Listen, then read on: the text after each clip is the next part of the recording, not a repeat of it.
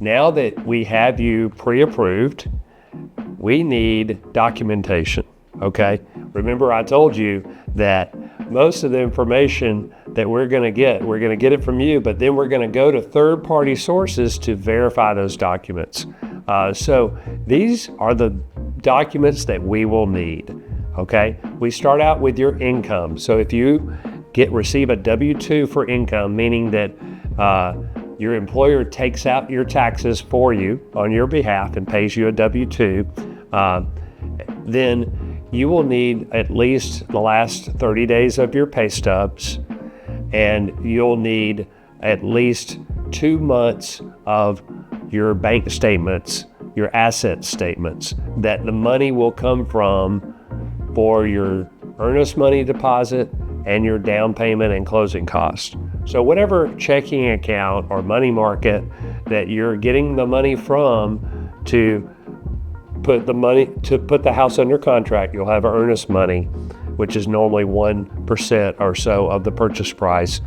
For that and for the total amount due at closing, the down payment and all the closing costs, where that money's coming from, we will need 2 months bank statements to show that.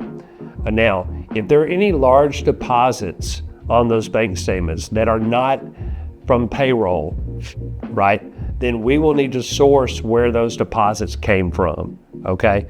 We'll need to make sure, hey, I see you got $40,000, on this bank statement here. What was that, right? Oh, my parents gave me $40,000 to buy the home. Okay, well then we'll document that as a gift, and that's fine. It's allowable.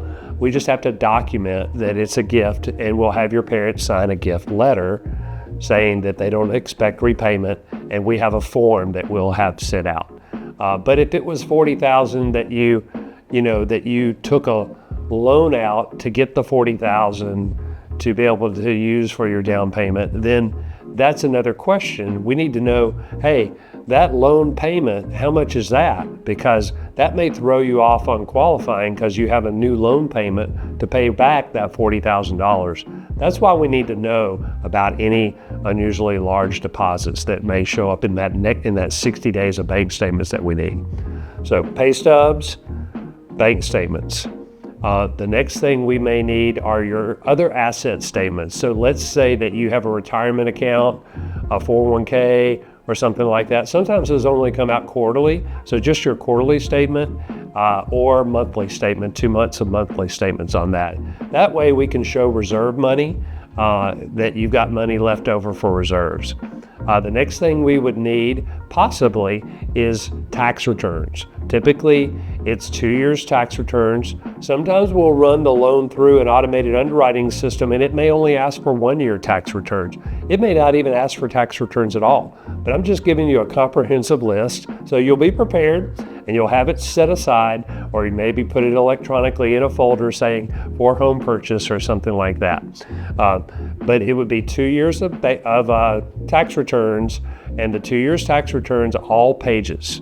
So if you own a business, it'd be all the business returns and the personal returns if you own over 25% of the business. If it's just your personal returns, great. A lot of you have side gigs. So if you have a side gig, no problem. You're self-employed there. So you'll have a Schedule C. We'll need to see that, and we'll need to get that information from that. If you get any 1099s from your side gigs, then we need the 1099s and the W-2s. So 2 years of tax returns, 2 years of W-2s, and 1099s. If you own a business and you get paid through a K-1, through distributions through a K-1, we'll need the 2 years of the K-1s as well, okay? So those are your main things that you're gonna need to provide us. What additionally would you possibly need to provide us?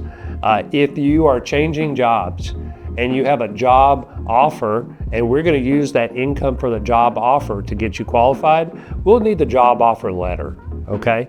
We'll need that letter, and the letter will need to show that you have no contingencies on that offer, and it's signed by your employer and signed by you, okay? That would be something else that you would need. There'll be many other little things that we may need during the process just to verify things, But that does get us started. And then what will happen at that point is we'll gather all that information. We will comb through that, our underwriters will comb through that, and could have more questions for you to ask for more items and documentation. So just know that the first time you supply all these documents may not be the last time you supply documents, and know that some of them can expire. Okay, so pay stubs may expire in 30 days.